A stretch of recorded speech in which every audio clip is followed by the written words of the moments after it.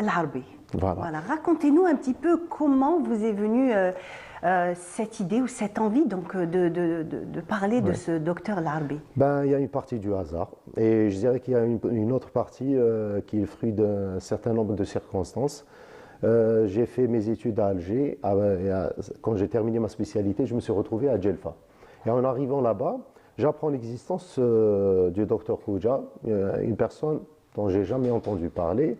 Et à chaque fois que je me présentais, c'est-à-dire on me demandait alors tu viens d'où, je disais que je venais chercher elle. On me disait ah, tu viens pour remplacer le docteur Khouja. Et là, ça a attisé ma curiosité. Qui était ce docteur Khouja? Qui était ce docteur Khouja? Donc j'ai commencé initialement par essayer de récolter un certain nombre de photos. Et à travers les photos, donc, je voyais quand même que, c'est-à-dire les photos, on voyait que comme il était invité dans les cérémonies de sortie d'école, enfin la fin d'année, il était invité dans les grandes festivités, il était dans les délégations, etc. Donc c'était une personne qui avait marqué... Certainement. Donc je me suis dit que ça méritait quand même que je m'intéresse encore davantage. J'ai fait énormément d'interviews. Et donc j'ai commencé en 2013.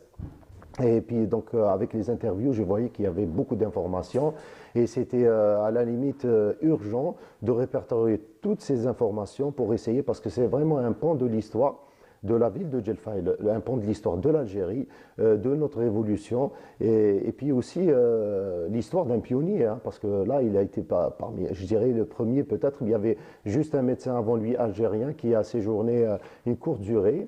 C'est le docteur Ousdir. Et par la suite, donc, il y avait le docteur Khouja qui est parti, qui s'est installé à Djelfa en 52 après la fin de ses études qu'il les a faites à la faculté d'Alger, en 52 jusqu'à pratiquement la fin de sa vie. Donc un omnipraticien? Un omnipraticien, bien plus qu'un omnipraticien, parce qu'à l'époque, le diplôme de chirurgie n'existait pas encore. Donc, docteur Khouja opérait. Donc, il suffisait d'avoir un savoir-faire qu'il avait appris. Donc j'avais, dans mon enquête, retrouvé des traces qu'il avait déjà opéré au cours de son internat à Blida de malades. Donc arrivant à Djelfa, et avec vraiment, il s'est retrouvé à opérer beaucoup de malades. Et donc il y a des traces. J'ai eu l'occasion, en travaillant là-bas, en rencontrant des gens déjà et en faisant des interviews, donc les portes m'ont été grandement ouverts. Je remercie les gens de Djelfa qui m'ont vraiment accueilli bras ouverts pendant la durée des 6 ans où je suis resté là-bas. Et donc j'ai travaillé sur le registre du protocole opératoire de Dr Khouja qui est précieusement gardé à l'hôpital de Djelfa. Donc qu'est-ce que vous avez découvert dans ce protocole? C'est quelqu'un il faut savoir que Dr Khouja avait une sorte de double fonction. Il avait son cabinet, des consultations, et il travaillait, donc il avait une convention dans l'hôpital de Djelfa. Donc il opérait à l'hôpital où il y avait un bloc opératoire. Donc il opérait, il passait de l'appendicite à la péritonite, donc il passait aux fractures du fémur. J'ai trouvé dans le protocole qu'il avait fait de cataractes, des trépanations au niveau du cerveau pour des hématomes, des thoracotomies, donc de la chirurgie sur le thorax pour des blessés par balle. Donc vraiment, c'était quelqu'un, enfin, on voit ici dans les photos son protocole opératoire, donc pour un malade, donc il a opéré, donc il a eu sa convention en 54 à l'hôpital de Djelfa. Et donc juste avec l'avènement de la Révolution, et donc il a continué à travailler pendant toute la durée de la Révolution et en parallèle il avait une participation, bien sûr, il ne pouvait pas rester indifférent. Il avait été contacté par l'ALN, donc il soignait des blessés. Et j'ai trouvé donc dans les témoignages qu'il avait soigné des blessés au maquis et il soignait même des blessés par balle à l'intérieur de l'hôpital qui était un hôpital mixte, donc où il y avait des militaires, donc ils avaient un courage énormément.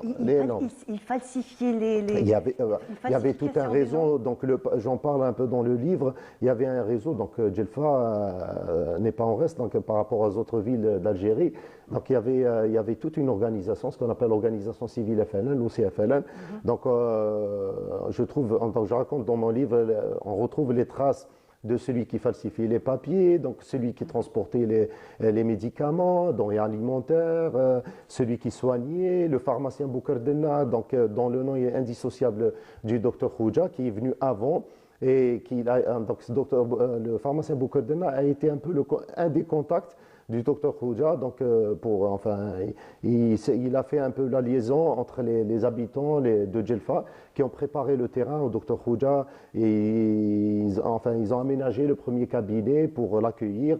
Et donc, quand il a commencé en 1952, les anciens m'ont raconté ils me disaient qu'on demandait aux gens de ne pas l'appeler Dr Khouja. On demandait aux gens. Pourquoi est-ce qu'on ne l'appelait pas par son nom? Il a été à cette époque et pendant toute la Révolution, mais même après, il a été un symbole d'abord d'une appartenance et par la suite une revendication identitaire et un symbole de résistance. Donc, Dr Khouja, Tabib al-Arbi, donc on disait aux gens, dites qu'on va partir chez Tabib al-Arbi, pas chez Dr Khouja. Donc, il est connu jusqu'à présent. Donc, comme il a travaillé tout le long des années 80, donc les gens, pratiquement, il a soigné énormément de personnes. Et dans les statistiques que j'ai fait sur le registre opératoire, pendant la durée de la période de révolution, où j'ai eu beaucoup de témoignages, il a opéré plus de 1800 malades à l'hôpital. Très bien. Donc, un hasard a fait que vous êtes originaire de la même région. Vraiment, c'est le hasard. J'ai été un peu sur ses pas, né à Cherchell, ayant fait mes études à Alger. Après, à un concours de circonstances, je me suis retrouvé, bien sûr, avec un choix de poste dans le cadre du service civil. Je suis parti à Djelfa, donc pour 2 ans, je suis resté 6 ans. Et donc voilà, ça m'a permis un peu de rencontrer beaucoup de gens. Et de voir donc, comment ils travaillaient. Il y a aussi un aspect social que je raconte dans les soins, les gens comment ils étaient à l'époque, comment ils faisaient ces soins, essentiellement avant l'indépendance. Je raconte beaucoup d'anecdotes qui m'ont été rapportées. Je peux citer celle... Justement, oui, bien sûr, celle tout divulgué du livre. Absolument. Donc il y a une anecdote où on l'a appelé pour assister à une dame à accoucher du côté de l'Idrissia. Donc c'était une ville qui se trouve à 100 km. Comme les routes étaient coupées avec de la neige et tout, il a fait le voyage à bord d'un bimoteur appartenant à un Algérien aussi, qui s'appelait Boukamel. Donc il était pilote à l'époque en 1953. Donc la bonne dame a accouché et le bébé on lui a donné le prénom du docteur Khouja. Il s'appelait Mustafa aussi. Donc je raconte cette anecdote. Voilà, donc on voit que c'est une certaine pratique qui n'est plus qu'on voit plus maintenant, c'est-à-dire on peut plus pratiquer aussi. Il y a maintenant, à partir de 1975, tout est segmenté, tout est bien codifié, c'est-à-dire il faut être chirurgien pour faire de la chirurgie, orthopédiste pour faire de l'orthopédie, etc. Donc là, c'est vraiment une médecine d'une autre époque. D'une autre époque. Le témoignage de son fils a été précieux pour un petit peu reconstituer certainement, le personnage. Surtout dans le cadre, pour le remettre un peu dans le cadre familial, parce que les gens, c'était quand même une personne très réservée. Très réservée, donc les gens, peut-être, la biographie parle du docteur Khouja et pas de monsieur Khouja. Parce que je ne vais pas inventer, je ne l'ai pas croisé, je ne l'ai pas connu.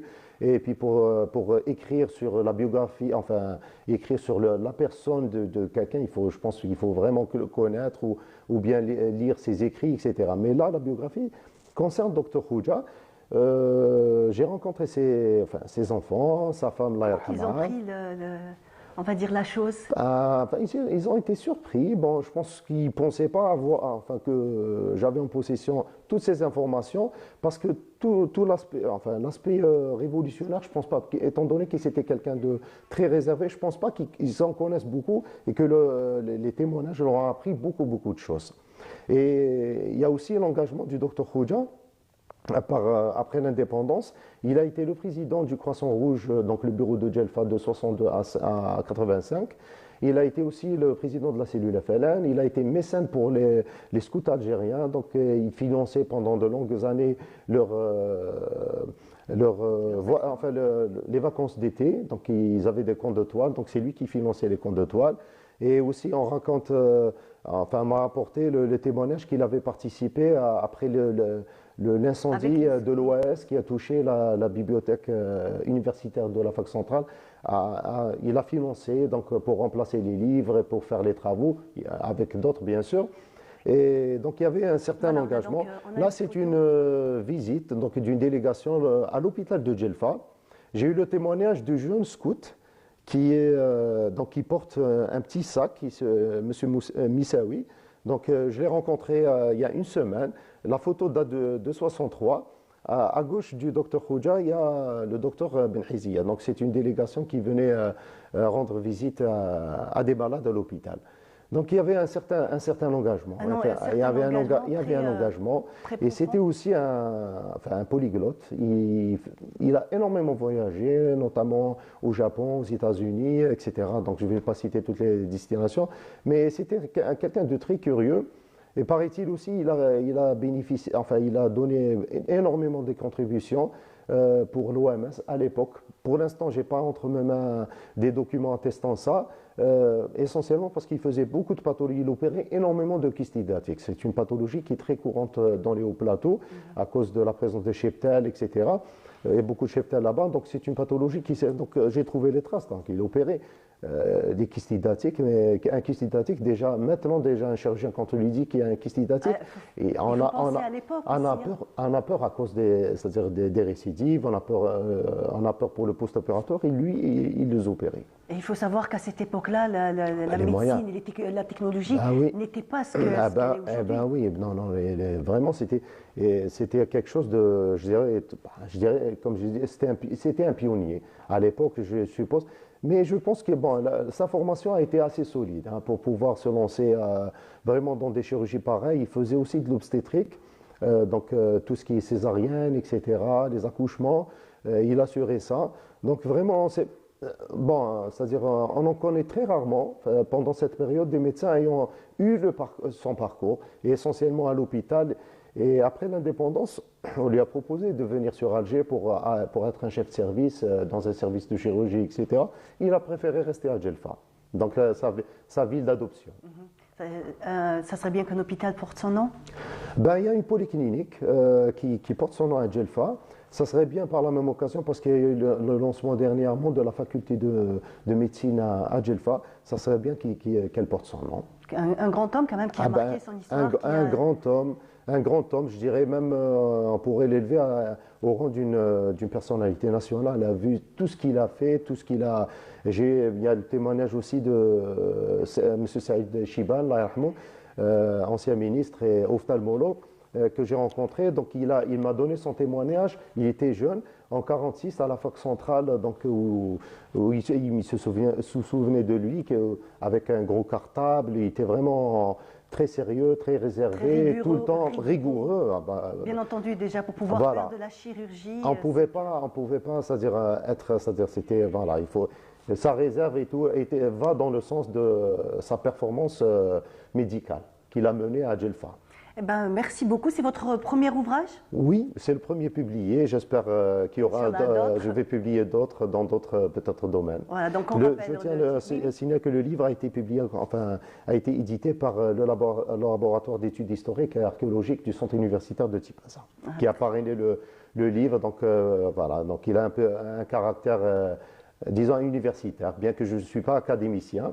Donc voilà, j'espère que c'est une pierre à l'édifice et qu'il y aura beaucoup de contributions là-dessus. Je sais qu'il y a eu beaucoup de chercheurs qui se sont intéressés au livre, donc ils ont travaillé. J'ai reçu beaucoup de retours très positifs. J'espère qu'il va être enrichi, parce qu'un livre d'histoire restera toujours ouvert. Restera toujours ouvert, et espérons que d'autres personnes, peut-être même vous-même, peut-être que vous n'avez pas encore, on va dire, tout trouvé, certainement, il y a beaucoup de zones d'ombre, surtout par rapport à son départ à Djelfa. J'aimerais bien, maintenant j'aimerais bien trouver éventuellement des documents parce que un livre d'histoire, j'ai essayé de documenter avec des livres par rapport à son emprisonnement, parce qu'il est rentré, on n'en a pas parlé, 6 mois en prison pour soutien à la Révolution. Il y a des livres, il y a des documents qui attestent ça à l'intérieur du livre. Donc j'ai essayé de mettre tout ce que j'ai pu collecter pendant les 10 ans. Donc ça a pris 10 ans, on m'a demandé, j'ai répondu que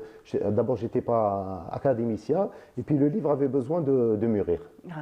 Et c'était parti d'une simple curiosité qui vous a mené jusqu'à cet ouvrage et à la découverte du docteur Moustapha Khouja. Voilà. Merci c'est moi, merci de m'avoir invité. D'avoir été avec nous. On redonne encore le titre, Docteur Khouja, Tabib Larbi. Disponible dans les grandes librairies d'Alger, de Tipaza. Merci beaucoup.